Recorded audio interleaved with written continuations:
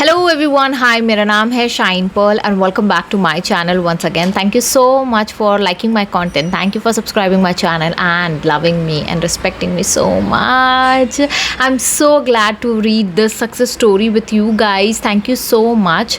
लेकिन before starting this video मैं ये कहना चाह रही थी कि बुकिंग स्टार्ट है और जिन लोगों ने मुझे मेल किया है और जो लोग मुझसे कमेंट्स में पूछते हैं कि दी इस वेबिनार में क्या होगा स्पेशल, तो इस वेबिनार में होगा लॉ ऑफ अट्रैक्शन गेम्स होंगे और आपकी मैनिफेस्टेशन टेक्निक्स होंगी, प्लस इसमें हम लोग करवाएंगे healing meditation. So in all total package है ये 1111 का और ये 5 दिन कोर्स चलेगा और ये स्टार्ट हो रहा है 11 सितंबर से और टाइमिंग रहेंगी 9 से 10 बजे तक. I am getting conscious because of this mic but it's okay, I will get used to it too. So ये पिछले वेबिनार का मेरा सक्सेस स्टोरी है. इसके पहले भी जो मैंने हार्ट टचिंग स्टोरी मैंने आप लोगों के साथ शेयर की थी एक सब्सक्राइबर की, वो भी मेरे वेबिनार की ही, सेल्फ लव वेबिनार की ही थी. ये भी एक सेल्फ लव वेबिनार की ही है और इनका नाम मैं अगर ये अलाउ करेंगी, क्योंकि मैंने भी अभी तक इनकी सक्सेस स्टोरी रीड नहीं की है. मैं चाह रही थी कि बिल्कुल रॉ जाए, बिल्कुल ओरिजिनल जाए मेरा कंटेंट. ओके, तो देखते हैं. Dear Shaheen ma'am, thank you so much ma'am for everything. Because of you, my life got changed drastically. I am not able to express my feelings in words. That how I'm feeling right now, but just want to thank you from the bottom of my heart. So here is my story. I got married at 20 when I was doing my B.Tech third year. अच्छा, इनकी शादी हुई थी 20 साल की उम्र में जब ये B.Tech third year में थी. Because of my family pressure as they thought nobody is like him, and then असली ड्रामा स्टार्ट हुई as usual. सास नंद देवर ऑल दैट प्रॉब्लम. अच्छा, आज ना मुझे एक और सब्सक्राइबर का मुझे मैसेज आया था कि दी रिलेशनशिप के ऊपर बनाओ. तो ये देखिए, आपका मतलब ये भी एक तरीके की सक्सेस स्टोरी है कि आपने ये मैनिफेस्ट किया है ये सक्सेस स्टोरी अपने तरफ. ओके, तो वो कह रही हैं कि फिर उसके बाद फैमिली ड्रामा शुरू होता है. माँ बाप शादी करवा देते हैं 20 साल की उम्र में. बच्ची जो थी वो थर्ड ईयर में थी अपनी, ठीक है. और इसमें मेरे हस्बैंड का बड़ा हाथ था, क्योंकि उनकी कोई सपोर्ट मुझे मिलना तो दूर की बात थी, वो खुद मेरे ऊपर टॉर्चर करने लगे थे. ओके,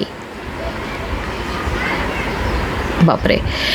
शादी के 10 दिन बाद, क्योंकि मैं जब इनको देखती थी, मैं आपको सच बता रही हूँ, वेबिनार में मैंने सबके सामने भी बोला था, क्या तुम्हारी 10वीं में बेटी है, तुम 16 साल की बच्ची है तुम्हारी. I was so shocked. मुझे लग ही नहीं रहा था कि ये बंदी वही है. मुझे ऐसा लग रहा था ये खुद ही ग्रेजुएशन कर रही है. पता है, जब उसने बोला था ना, दी प्लीज़ मेरी बेटी को ब्लेस कर दो, मैं एकदम शॉक हो गई. मुझे लगा 1-2 महीने की बच्ची होंगी या फिर 1-2 साल की होंगी max to max, but seriously. So आगे बढ़ते हैं. क्योंकि हस्बैंड का सपोर्ट मुझे नहीं मिला, दूर की बात है, वो खुद मेरे ऊपर टॉर्चर करने लगे थे. शादी के 10 दिन बाद वो मुझे छोड़ के लंदन चले गए और वो भी 3 साल के लिए. और मैंने जब लंदन जाने की ज़िद पकड़ी तो मुझे 3 महीने के लिए लेके गए, ये कह के कि मैं 3 साल रहूँगी और वहाँ मुझे किसी भी तरह मैनिपुलेट करके, ये कह के कि वो घर के बड़े बेटे हैं और बच्चा करना ही पड़ेगा जल्दी, क्योंकि वो मुझसे एज में 9 साल बड़े हैं. मुझे कंसीव करवाया गया ताकि उसके बाद वो मुझे इंडिया वापस भेज सके और 3 साल वो अकेले रह पाएंगे लंदन में. ये सब प्लान था ताकि मैं उनके घर में रहूं और उनके घर के लोग यही चाहते थे कि मैं लंदन ना जाऊं. Because of his son's insecurities, मैं रहूंगी तो आना पड़ेगा उनको कभी ना कभी. और मैं इंडिया आने के बाद भी मुझे टॉर्चर झेलना पड़ा. जैसे मेरे मम्मी पापा को गेट आउट कह के भगा देना, प्रेगनेंसी के 8 महीने में मुझे रात के 2 बजे मेरे घर पे छोड़ देना, ऑल दैट. Oh God. फिर भी शादी इतनी आसानी से नहीं तोड़ना चाहिए करके मैं मेरे बच्चे के साथ फिर से इन लॉज के पास आई. बट उसके बाद उन लोगों ने मेरे लास्ट सेमेस्टर मुझे देने नहीं दिया ताकि मैं जॉब ना करने लग जाऊँ और 5 साल तक मुझे मेरे मायके जाने नहीं दिए. ये कह के कि मेरी बच्ची मेरे साथ नहीं जाएंगी, सिर्फ मैं चाहूँ तो जा सकती हूँ। और मैं डरी हुई थी क्योंकि कहीं ये लोग मेरे बच्चे को मुझसे छीन ना ले। और मैं 3 बार डिवोर्स के लिए सोच के पीछे हटी हूँ just because of my kid. क्योंकि बहुत पैसा भले लोग हैं, बहुत पैसे वाले लोग हैं ये। आफ्टर 5 इयर्स मेरे हस्बैंड जब इंडिया हैदराबाद में उनका जॉब मिला तब मैं यहाँ आ गई और मैंने सोचा अब सब ठीक हो जाएगा, बट यहाँ पे और सिचुएशन ख़राब होने लगी। मेरे बच्चे के सामने मुझे फ़िज़िकल एंड इमोशनल वायलेंस झेलना पड़ा। इनका गुस्सा तो कम ही नहीं हो रहा था। तब एक दिन मेरे भैया मेरे घर आए थे और वो कुछ चीज़ें मेरी बेटी और मेरे लिए और उनके लिए भी लेकर आए थे। और उनके जाने के बाद वो क्यों आए थे यहाँ और ये चीज़ें क्यों लाए ये कहकर चिल्लाने लगे। तब उस रात मैंने कसम खाई कि और मैं नहीं सहूँगी ये सब और रिवेंज लूँगी, इस इंसान को तड़पाऊँगी, जो कि अच्छी बात नहीं थी, बट मैंने वो किया था। और फिर मैंने कसम खाई कि आज के बाद मैं सिर्फ़ और सिर्फ मेरी बच्ची पे ध्यान रखूँगी और मेरे घर वालों को रखूँगी, बाकी लोगों को छोड़ दूंगी। और मैंने छोड़ दिया और ऐसा छोड़ा कि आज तक नहीं पकड़ पा रही हूँ।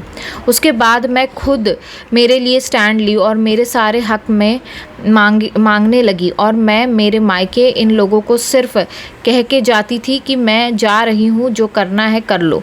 और उसके बाद धीरे धीरे सब कुछ ठीक होने लगा, बट मेरे हस्बैंड के गुस्सा भी कम होने लगी थी। और फिर मुझे 3 साल पहले लॉ ऑफ अट्रैक्शन के बारे में पता चला और बीके शिवानी से एफर्मेशंस बोलना सीखी और फिर आपकी चैनल मिल गई।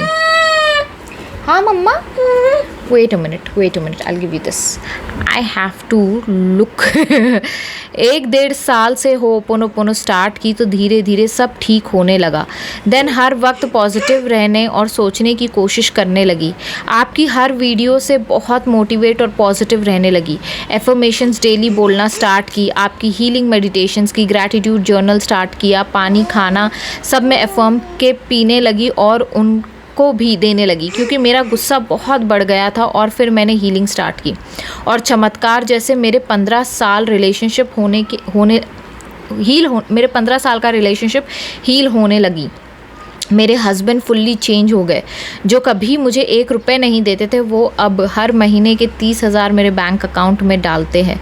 सबसे मेरे बारे में ही बात करते रहते हैं, तारीफ़ पे तारीफ़ करते रहते। मेरे मम्मी पापा से बहुत प्यार से मिलते हैं और बातें करते हैं। भैया के साथ उनका रिलेशन बहुत अच्छा हो गया है और अब हर चीज़ मुझे बिना पूछे करते ही नहीं। जो कभी एक ड्रेस खरीद के नहीं लाते थे वो मेरे लिए 25,000 की ड्रेस खरीद के भी देते हैं।